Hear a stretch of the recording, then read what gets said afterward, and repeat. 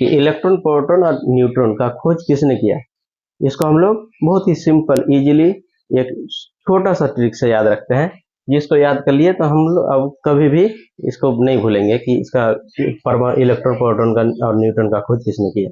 ठीक है, तो ये ट्रिक क्या है, तो ट्रिक है ईंट पर नाचे मोर।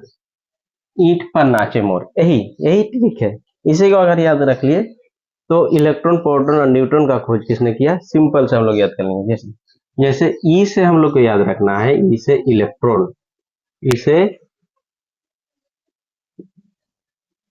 इलेक्ट्रॉन, तो इलेक्ट्रॉन का खोज तो टॉ से टॉमसन, टॉ से टॉमसन।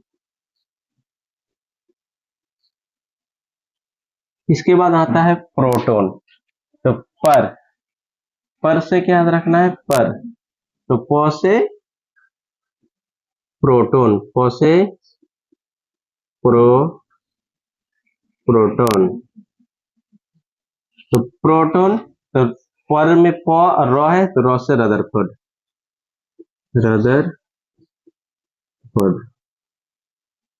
तो प्रोटॉन का खोज किसने किया, रदरफोर्ड। और 9 से न्यूट्रॉन,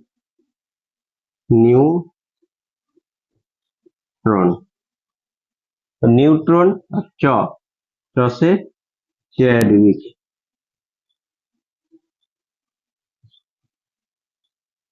कितना सिंपल है।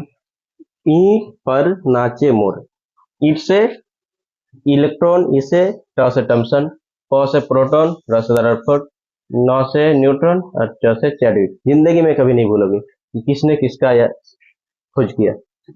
तो इलेक्ट्रॉन, प्रोटॉन और न्यूट्रॉन का खोज किसने किया, ये सिंपल से हम लोग इजीली ऐसा करके निकल सकते हैं। तो क्या याद रखना हम लोग को, ज्यादा कुछ नहीं, इलेक्ट्रॉन ईंट पर नाचे मोर। तो इसका नाम ऐसे टॉमसन नहीं होता है, जे टॉमसन होता है। इसका नाम अर्नेस्ट रदरफोर्ड होता है, इसका नाम जेम्स चैडविक होता है। ठीक है, तो ऐसे इजीली, बहुत इजीली कोई भी ट्रिक से साइंस का कोई भी टॉपिक को याद कर सकते हैं। अगर इसी तरह दूसरे किसी चीज का टॉपिक का ट्रिक चाहिए तो हमको कमेंट में बताना है, और कुछ जानकारी चाहिए तो कमेंट में बताना।